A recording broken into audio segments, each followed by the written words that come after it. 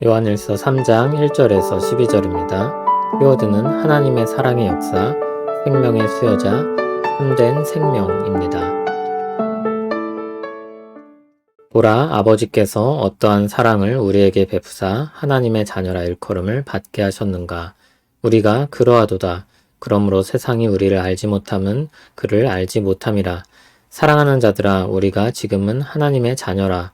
장래에 어떻게 될지는 아직 나타나지 아니하였으나 그가 나타나시면 우리가 그와 같을 줄 아는 것은 그의 참 모습 그대로 볼 것이기 때문이니 주를 향하여 이 소망을 가진 자마다 그의 깨끗하심과 같이 자기를 깨끗하게 하느니라. 죄를 짓는 자마다 불법을 행하나니 죄는 불법이라. 그가 우리 죄를 없애려고 나타나신 것을 너희가 아나니 그에게는 죄가 없느니라. 그 안에 거하는 자마다 범죄하지 아니하나니 범죄하는 자마다 그를 보지도 못하였고 그를 알지도 못하였느니라. 자녀들아, 아무도 너희를 미혹하지 못하게 하라. 의를 행하는 자는 그의 의로우심과 같이 의롭고 죄를 짓는 자는 마귀에게 속하나니 마귀는 처음부터 범죄함이라. 하나님의 아들이 나타나신 것은 마귀의 일을 멸하려 하심이라. 하나님께로부터 난 자마다 죄를 짓지 아니하나니 이는 하나님의 씨가 그 속에 거함이요 그도 범죄하지 못하는 것은 하나님께로부터 났음이라.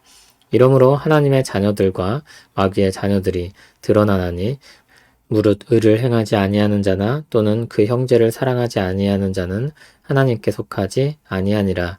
우리는 서로 사랑할지니 이는 너희가 처음부터 들은 소식이라. 가인같이 하지 말라. 그는 악한 자에게 속하여 그 아우를 죽였으니 어떤 이유로 죽였느냐. 자기의 행위는 악하고 그의 아우의 행위는 의로움이라. 아멘. 하나님을 향한 우리의 사랑은 하나님의 사랑으로부터 옵니다. 그 사랑은 1절에 말하듯이 하나님의 자녀로서의 사랑입니다. 하나님이 우리를 자녀로 사랑하시는 그 사랑으로 말미암아서 우리는 비로소 성도답게 살 수 있는 것입니다. 그 사랑은 세상에서 알 수 없고 경험할 수 없는 것입니다. 하나님을 모르기 때문에 하나님의 사랑도 알 수 없습니다. 그리고 우리가 받은 사랑도 알 수 없는 것입니다. 2절을 보면 지금 성도들은 하나님의 자녀로 불리고 있으며 장래에 그리스도께서 다시 오실 때 하나님의 자녀들은 그리스도와 같이 될 것이라고 했습니다. 부활하여 영광스러운 존재가 되는 것입니다. 영화롭게 되는 것입니다. 그리고 그리스도의 참 모습을 보며 새롭게 된 사람으로 교제할 것입니다. 그 소망을 가진 성도는 그의 깨끗하심과 같이 자기를 깨끗하게 합니다. 그리스도와 같이 영화롭게 될 사람들이라면 그것을 사모하며 오늘부터 그렇게 살고자 할 것입니다. 거꾸로 죄를 범하는 것은 소망을 가진 자들에게 어울리지 않는 것입니다. 그래서 4절에서는 단호하게 죄는 불법이다 라고 말합니다. 주님은 우리 죄를 없애려고 나타나셨는데 그 길로 돌아갈 수 없는 것입니다. 죄가 없는 분이 우리를 위해 죄의 형벌을 대신 받으셨습니다. 그러므로 그 안에 거하는 자들이 죄를 범할 수 없는 것입니다. 죄를 범하는 것은 하나님의 자녀된 특징이 아닙니다.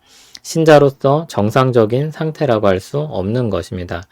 그래서 사도 요한은 그런 삶에 대한 경고와 주의를 주고 있습니다. 7절에서 자녀들아, 아무도 너희를 미혹하지 못하게 하라고 했습니다. 죄는 마귀의 특징이며 그리스도는 그 일을 멸하러 오셨습니다.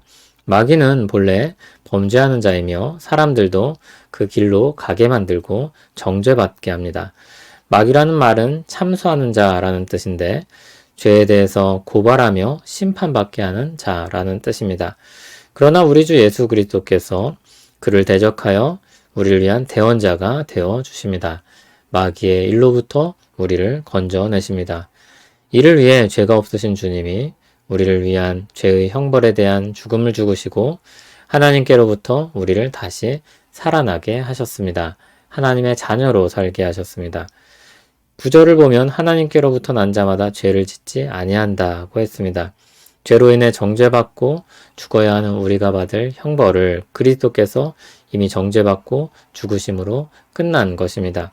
그것을 아는 자들은 하나님께로부터 난 자들은 죄의 길로 가지 않습니다. 그들에겐 성령 하나님이 사용하시는 말씀의 능력이 발휘됩니다. 적극적으로는 선한 열망을 가지고 의를 행하며 삽니다. 소극적으로는 죄를 지었을 때 회개하여 돌이키는 능력을 발휘합니다. 신자에게는 그러한 생명의 활동이 있습니다. 그러므로 하나님의 자녀들과 마귀의 자녀들이 구별되게 됩니다. 말과 행위와 삶으로 자신이 속한 영적 뿌리가 무엇임을 보여주시는 것입니다. 하나님의 자녀임을 드러내는 증거들은 10절에 보듯이 의를 행하는 것, 형제를 사랑하는 것과 같은 것들입니다. 하나님께로부터 난 자들은 거듭하여 하나님의 말씀을 듣습니다. 서로 사랑하라는 처음 들었던 복음 안에서 주어지는 그 말씀을 다시 듣게 됩니다. 복음에 대한 대표적인 잘못된 이해는 그리스도께서 우리 모든 죄를 용서하셨으니 이후로 발생하는 우리의 허물이 아무 상관이 없다는 것입니다. 어쨌든 모두 용서받을 것이니까 다 괜찮다는 것입니다. 그렇게 덮어버리는 것입니다. 그러나 복음은 그런 식으로 말하지 않습니다. 오히려 소망을 가진 자마다 자신을 깨끗하게 한다고 했습니다. 주께서 우리 죄를 없애려고 오셨는데 그것과 정반대로 가는 것은 있을 수 없는 일입니다. 그것은 오히려 마귀의 일인 것입니다. 그래서 복음은 하나님의 뜻을 우리에게 알리시고 참된 것이 무엇인지 보이시고 그 길을 따라가도록 이끌어 갑니다. 성령 하나님께서 우리 안에 내주하셔서 말씀을 깨닫게 하시고 생각나게 하셔서 죄악된 길을 떠나고 의와 사랑의 길로 돌아오도록 합니다. 사도 요한은 하나님께 속했다면 하나님께 속한 자로서의 증거를 나타내며 살아야 한다고 말합니다. 그러한 삶이 생명을 얻기 위한 조건은 아니지만 생명을 가진 자로서의 합당한 증거라 합니다. 새롭게 살아가야 할 방향인 것입니다. 우리가 받은 것은 면죄부가 아니라 생명입니다. 그리고 생명의 수요자로서의 삶이 우리 앞에 펼쳐지는 것입니다. 복음은 그 삶을 아무것도 모른 채 살아가도록 내버려 두지 않습니다. 새로운 삶에 걸맞지 않게 부끄럽게 살도록 하지 않습니다. 생명의 수여자로 살아가도록 그 길을 제시하고 있는 것입니다. 예수 그리스도 안에서 새로운 삶이 시작되었습니다. 새로운 삶의 방식에 대해 전혀 모른다면 이전의 삶의 방식을 답습할 수밖에 없습니다. 그것을 어찌 구원이라고 할 수 있겠습니까? 그것을 어찌 복음이라고 말할 수 있겠습니까? 새로운 생명을 주신 하나님께서 새로운 생명에 걸맞는 삶의 방식도 주시는 것입니다. 옷만 갈아입힌다고 새롭게 되지 않습니다. 그 옷에 걸맞는 삶이 있어야 참된 것입니다. 하나님의 사랑의 역사는 그렇게 참된 것입니다. 마귀의 일은 거기서 참된 것을 교묘하게 도려내고 껍데기만 가지고 살도록 미혹합니다. 구원받았으니 마음대로 살아도 된다는 것은 껍데기만 있어도 괜찮다는 것입니다. 그러나 오늘 말씀은 그것을 생명이 없다는 증거라고 합니다. 참된 생명은 그렇지 않다고 합니다. 하나님은 우리 안에 생명을 심으시고 그 생명은 싹트고 자라난다는 것입니다. 하나님은 우리를 거룩한 길로 이끄시고 우리를 변화시킨다고 말씀합니다. 하나님이 사랑의 역사를 이루시는 의지가 그런 방향을 향하고 있다고 알려줍니다. 오늘 말씀을 새기며 생명을 가진 소유자로서의 참된 삶을 누리고 살아가는 우리 되길 바랍니다. 우리에게 새 생명을 주신 하나님 감사합니다. 하나님의 사랑의 역사로 말미암아 우리는 참 생명을 소유하게 되었고 참 생명에 걸맞는 삶으로 인도받습니다. 그 길을 따라가는 복된 인생 되게 하옵소서. 서로 사랑하라는 처음 들었던 계명을 잊지 않고 사랑받는 주의 자녀로 살게 하옵소서.